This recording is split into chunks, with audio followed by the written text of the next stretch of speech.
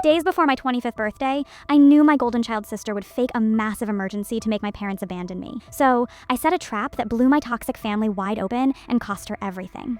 I always knew my sister, Chloe, would try to sabotage my 25th birthday. She had done it for every single milestone I've ever had. But this time, I was ready for her. And the trap I set didn't just expose her vicious, narcissistic lies. It permanently destroyed the toxic family dynamic I had been trapped in for 2.5 decades. To understand the sheer magnitude of what went down last weekend, you have to understand the nightmare that was my childhood.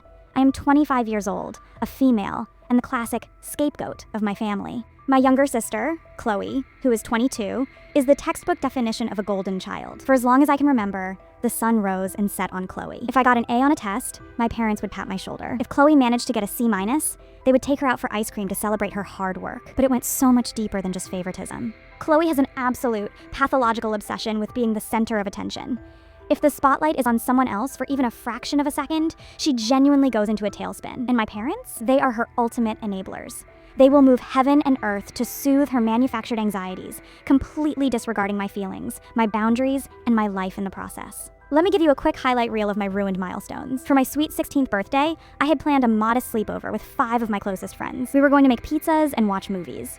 3 hours before my friends were supposed to arrive, Chloe, who was 13 at the time, threw a massive tantrum because she wasn't allowed to invite her own friends to my party. When my parents gently told her no, she suddenly developed a mysterious, blinding stomach pain. She screamed, she cried, she rolled on the floor. My parents panicked, canceled my party entirely, kicked my friends out the moment they arrived at the door, and rushed Chloe to the ER. 8 hours later, they returned. The doctors found absolutely nothing wrong with her. She had gas. Did I get an apology? No. I got yelled at by my mother for being insensitive and selfish for crying over a canceled party when my sister was in the hospital. For my high school graduation, Chloe claimed she was having a severe panic attack because her high school boyfriend had broken up with her that morning. My parents stayed home to console her. I walked across the stage and looked out into the audience, only to find empty seats where my family was supposed to be. I took an Uber home alone in my cap and gown, and for my college graduation, Chloe stood up in the middle of our family celebratory dinner at a nice restaurant, clinked her glass, and announced she was pregnant. My parents wept with joy. The entire restaurant applauded, and my graduation was completely forgotten. The kicker? She wasn't pregnant.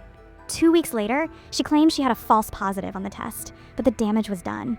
She had successfully stolen my moment. So, fast forward to this year. I was turning 25. For the past 3 years, I had been working my absolute tail off in software sales. I make very good money now. I live in a beautiful apartment 3 hours away from my hometown, and I have built an amazing chosen family of friends. Because I am financially independent and doing well, my parents have recently been trying to worm their way back into my life. My mother, in particular, has been laying on the guilt trips thick, crying on the phone about how much she misses her firstborn and how she wants us to be a close-knit family again. Against my better judgment, I decided to give them one last chance. For my 25th birthday, I rented a massive, breathtaking, 4-story luxury cabin in Lake Tahoe for an entire week. The place was stunning. It had a hot tub overlooking the mountains, a massive wraparound deck, a game room, and enough bedrooms for 15 of my closest friends. The rental cost me just over $5,000, paid entirely out of my own pocket. When I told my mother about the trip, she practically begged to come. She promised that she and my father would drive up on Thursday evening, the night before my actual birthday,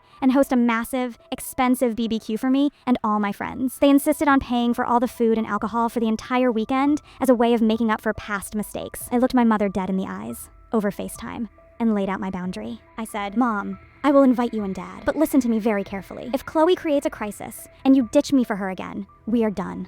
I will block your numbers, and you will not hear from me for the rest of your lives." "I mean it. This is your absolute last chance," my mother cried. She swore up and down, swearing on her own life that nothing would stop them from being there. She told me Chloe wasn't invited, which Chloe already knew, and that they had already told Chloe they were going to be unreachable that weekend. I wanted to believe her. I really did. But I am not an idiot. I knew Chloe. The moment Chloe found out my parents were driving up to Lake Tahoe to spend a weekend celebrating me, throwing me a party, and spending money on me, I knew the countdown had begun. Chloe's ego physically cannot process the idea of my parents prioritizing me over her. I knew with absolute, terrifying certainty that she was going to pull something massive. So I prepared. I didn't just sit back and wait to be victimized. I went on the offensive. First, I looked into Chloe's life to see what she had going on that weekend. It didn't take long to figure it out. Through a mutual acquaintance on Instagram, I discovered that Chloe had been dying to go to a massive, 3-day Coachella-style music festival down in Southern California. She had been whining for months about wanting VIP tickets, which were ridiculously expensive. Second, I enlisted the help of 2 people. The first was my Aunt Judy. Aunt Judy is my dad's older sister, and she is the only person in my extended family who sees right through Chloe's nonsense. Judy is a tough, no-nonsense charge nurse at the main general hospital in my hometown. She has always hated how my parents treat me. The second person I enlisted was my best friend, Marcus. Marcus is a social butterfly, an absolute legend, and as fate would have it, he and a group of his friends were actually flying down to attend that exact same music festival in Southern California. I told them both my suspicions. I told Aunt Judy, if my mom calls me and claims Chloe is in the hospital, I need you to verify it immediately. Judy agreed in a heartbeat. I told Marcus, if you see Chloe at that festival, I need 4K, undeniable video evidence. Marcus laughed and said, say less. I'm on it. With my trap set, I packed my bags, drove up to Lake Tahoe on Wednesday, and welcomed my friends as they started arriving. The cabin was even more beautiful in person. The vibes were immaculate. Then came Thursday evening, the night before my 25th birthday. My parents were supposed to be arriving at the cabin around 8 p.m. to start marinating the meat and prepping for the big Friday BBQ. At 6:30 p.m., my phone rang. It was my mother. I walked out onto the balcony, the crisp mountain air hitting my face, and pressed accept. I didn't even say hello. I just waited. OP? My mother's voice was shaking. She was full-on hyperventilating, sobbing into the receiver. OP, honey, I am so sorry. A cold, familiar numbness washed over me. What happened? Mom? It's your sister, she wailed, blowing her nose loudly into the phone. Chloe was in a terrible accident. A hit and run, OP! Her car was T-boned at an intersection. The police said the other driver just sped off. Her car is completely totaled. She's at Memorial Hospital right now. They think her leg is fractured in 2 places, and she has a concussion. We have to go to her. She's terrified. She's all alone. And she's crying for us. I stood there, looking out over the pine trees, feeling a sickening mix of rage and validation. I forced my voice to sound tight and panicked. Oh my God, Mom! Is she okay? Who is her doctor? Are she in the ICU? She's in the ER waiting for an orthopedic consult. My dad chimed in. He must have been on speakerphone from the driver's seat. We're already on the highway heading south to get to her. OP, we feel terrible about missing your birthday, but you have to understand. Your sister could have died. She needs us. I understand, I said, my voice dripping with fake empathy. But Mom, what about the food? What about the BBQ? My mother's tone instantly shifted from hysterical to defensive and irritated. OP? Really? Your sister is lying in a hospital bed with a broken leg, and you're worried about hamburgers? You are 25 years old. You can buy your own food. We took the money we were going to use for your party and transferred it to Chloe's account to help cover her insurance deductible. We'll make it up to you, we promise. But right now, this is a family emergency. Please try not to be selfish for once. Selfish for once. Those words echoed in my head. I didn't yell. I didn't scream. I just smiled a cold, hard smile. Okay, Mom, I said softly. Drive safe. Tell Chloe I hope she gets exactly what she deserves. I hung up the phone. I immediately dialed Aunt Judy. She answered on the second ring. Aunt Judy. Are you at the hospital? I'm at the nurse's station right now, honey. What's the word? Mom just called. Claims Chloe was in a hit and run. Says she's at Memorial with a broken leg and a concussion, waiting on an ortho consult. I heard Aunt Judy aggressively typing on her keyboard. There was silence for about 30 seconds. Then, I heard her let out a sharp, cynical bark of laughter. Oh, this is rich, Aunt Judy said. OP, I am looking at the ER census right now. Chloe is not here. She hasn't been admitted. She hasn't been triaged. She's not in the waiting room. Furthermore, I just asked the charge nurse who handles EMS trauma incoming. There hasn't been a hit-and-run accident reported in this county in the last 48 hours. Are you absolutely sure? I asked, my heart pounding with adrenaline. I am staring at the master database. OP, your sister is not in this hospital. She is not in any hospital in this network. Thanks, Judy, I said. Stand by. I hung up and opened my text messages. I texted Marcus.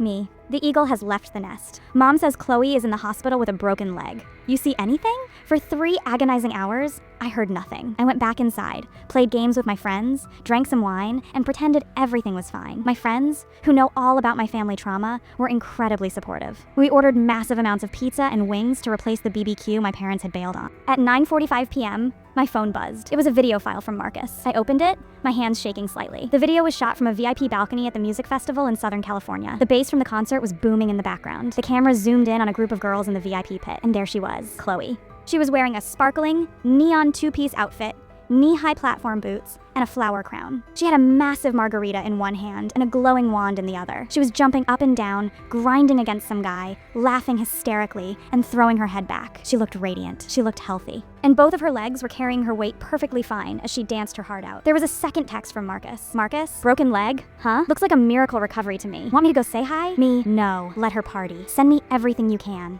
Over the next hour, Marcus sent me 4 more videos and over a dozen crystal clear photos of Chloe living her absolute best life at the festival. I saved every single one of them to a folder on my phone titled The Finale. Meanwhile, my parents had arrived at Chloe's empty apartment. They texted me in a panic. Mom, OP, we are at Chloe's. We went to the hospital and they said she isn't there. They have no record of her. We are terrified. What if she gave them a fake name? What if she wandered off with a concussion? Your father is calling the police. I replied, oh my gosh, Mom, that is terrifying. Keep searching. Have you checked her social media? Mom, she hasn't posted anything. We are sick with worry. Please pray for your sister. Of course she hadn't posted anything. Chloe wasn't stupid. She knew she couldn't post from a festival while claiming to be in a hospital. But she didn't account for me having eyes on the ground. I let my parents sweat it out for another 2 hours. I let them call the police. I let them file a missing persons report. I let them endure the exact same agonizing anxiety they had put me through time and time again. I sat in my hot tub under the Tahoe stars, sipping champagne, completely at peace. At midnight, exactly as the clock struck 12, ushering in my 25th birthday, I decided it was time to drop the nuclear bomb. I opened WhatsApp and created a new group chat. I added my mother, my father, Chloe, Aunt Judy, my grandparents, Mom's parents, and my uncle Dad's brother. I named the chat Chloe's medical updates. My mother immediately sent a message in the chat. OP, why are you making a group chat right now? We are dealing with an active police situation. Your sister is missing. I took a deep breath and I uploaded the first video Marcus sent me, the one of Chloe jumping in her platform boots. Then I uploaded the second video. Then I uploaded 5 4K photos of her downing shots at the VIP bar. The group chat went dead silent for a full 3 minutes. I could see the little read receipts popping up as everyone in the family opened the media. Then, I typed out my message. I had been drafting it in my notes app all evening. Mom and Dad, for 25 years, I have watched you bend over backwards to accommodate every single lie, manipulation, and tantrum Chloe has ever thrown. You have missed every milestone of my life to cater to her delusions. Tonight was the final test. I gave you one rule. Don't let her sabotage my 25th birthday. But once again, the moment she snapped her fingers, you abandoned me, stole the money you promised to use for my birthday dinner, and ran to her rescue. As you can see from these time-stamped videos taken less than 2 hours ago, Chloe was never in a car accident. She doesn't have a broken leg. She is currently raging at a music festival in Southern California using the medical deductible money you sent her to buy VIP drinks. She lied to you so you would abandon me on my birthday, and she played you for absolute fools. Aunt Judy checked the hospital logs hours ago. She knew Chloe wasn't there. I knew Chloe wasn't there. The only people who didn't know were the 2 enablers who were too blind to see that their golden child is a manipulative sociopath. I am done. This was your last chance, and you failed spectacularly. Do not call me. Do not text me. Enjoy your weekend searching for a daughter who doesn't respect you enough to tell you the truth. Happy 25th birthday to me. I hit send. The fallout was instantaneous and apocalyptic. Aunt Judy replied in the chat immediately. I can confirm. I checked the logs at Memorial. OP is telling the truth. You two are pathetic for believing this girl over your own flesh and blood. My grandfather, who was incredibly old school and strict, sent a voice memo that was literally just him screaming at my mother, calling her a disgrace and demanding to know why they gave Chloe money without seeing a doctor's bill. My phone started ringing off the hook. First my mom, then my dad. I declined both calls. Then, Chloe's phone must have started blowing up because she suddenly appeared in the group chat. Chloe, WTFIS this? OP, YOAREAPSYSHO stalker. I can explain a veriting. MY friend, got THE, tickets AT, last minute, and I was, scared TO tell mom and dad. I replied, you told them you were in a hit and run and had a broken leg. Chloe, have a fun hangover. Then, I did the most satisfying thing I have ever done in my entire 25 years of existence. I blocked my mother. I blocked my father. I blocked Chloe. I blocked them on WhatsApp, iMessage, Instagram, Facebook, and LinkedIn. I even blocked their email addresses. I completely severed the cord. I turned off my phone, walked back into the living room of the cabin, and was greeted by 15 of my friends holding up tequila shots and singing happy birthday. We partied until 4 a.m. It was, without a shadow of a doubt, the greatest night of my life. Over the next few days, the drama continued to unfold, but I was entirely insulated from it. Aunt Judy called me on Sunday to give me the debrief. Apparently, after I dropped the videos in the chat, my dad absolutely lost his mind. For the first time in his life, he didn't coddle Chloe. The humiliation of having the entire extended family see how badly they were manipulated finally snapped him out of his fog. He and my mom drove down to Southern California, showed up at the gates of the music festival the next morning, and literally waited by Chloe's car in the parking lot. When Chloe stumbled out of the festival on Saturday afternoon, high as a kite and hungover, my dad confronted her. He demanded the money back immediately. Chloe threw a massive tantrum in the parking lot, screaming that I ruined her life and that it wasn't fair. She refused to give the money back, claiming she had already spent most of it on VIP upgrades and merch.